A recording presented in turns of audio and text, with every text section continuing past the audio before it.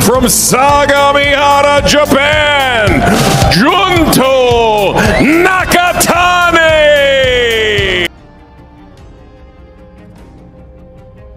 Dahil sa ipinakitang bagsik ni John Riel Casimero sa kanyang laban sa Japan, mas lalong uminit ang pangalan ni Cuadro Alas sa mundo ng boxing. Matapos niyang brutal na pabagsakin ang Mexican fighter na si Saul Sanchez sa harapan mismo ni Naoya the Monster Inoue, napamangha ang maraming boxing fans. At dahil sa nakamamanghang performance, mas lalo raw natakot ang kampo ni Inoue. Hindi na raw nila lalabanan si Casimero dahil masyado raw itong delikado. At hindi lang yan. Sa mga huling laban ni Inoue kontra Luis Neri at Ramon Cardenas, natikman ng Monster ang unang pagbagsak sa lona gamit ang parehong left hook.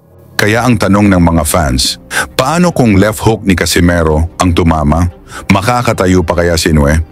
Samantala, ang isa pang Japanese superstar, ang bantamweight champion na si Junto Nakatani na may 30 panalo, walang talo at 23 knockouts, ay gustong umakyat sa super bantamweight upang sagupain si Inoue.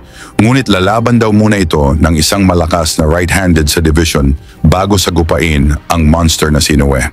At isa sa mga posibleng makaharap niya, ang Pinoy Pride, si John Riel Casimero. Interesado rin si Casimero na labanan si Nakatani. Lalo't kilala si Nakatani na hindi takot lumaban sa labas ng Japan.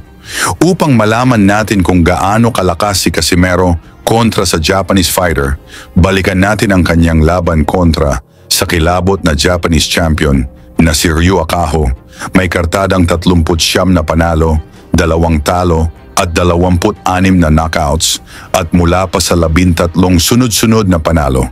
Hindi basta-bastang kalaban si Akaho dahil pinabagsak nito si Inoue sa kanilang sparring. Naganap ang laban na ito sa Incheon, Korea. Sa pagbungad ng unang round, sinalubong agad ni Casimero ng mga malakas na suntok si Akaho na gusto nang tapusin ng maaga ang laban.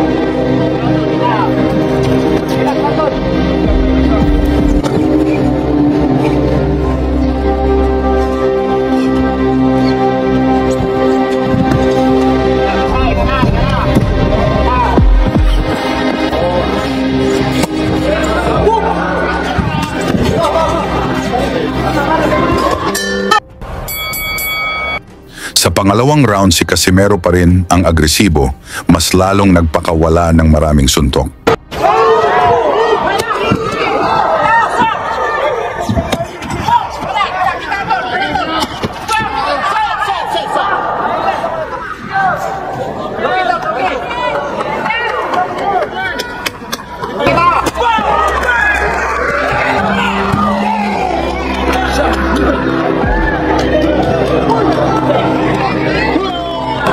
Mula sa counter ni Akaho, napatukog ang gloves ni Casimero, kaya binilangan ito ng referee. Dahil dito, mas lalong naging mabangis si Cuadro-Alas.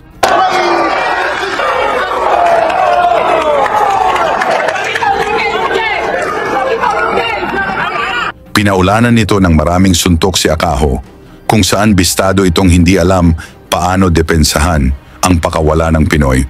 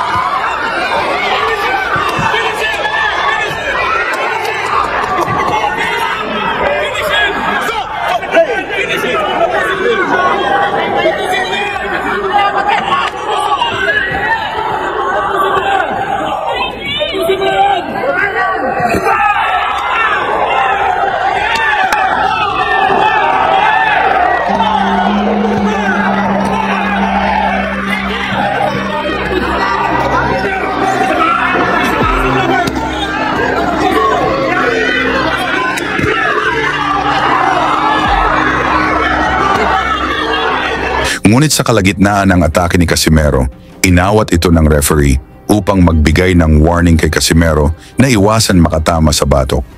Mula nang napansin ito ni Akaho, dito na nagumpisa ang kanyang pagdrama.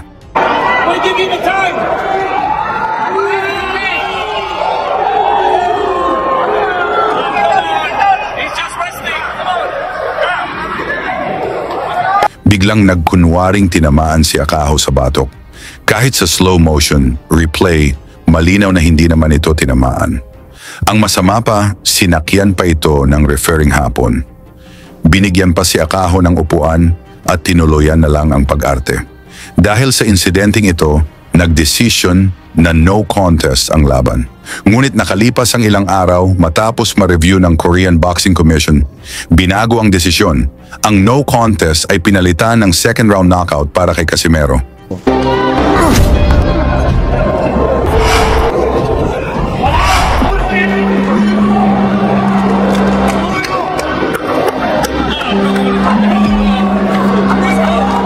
Humingi ng paumanhin si Akaho at inamin niyang sumakit daw ang kanyang ulo at hindi niya alam kung saan siya tinamaan.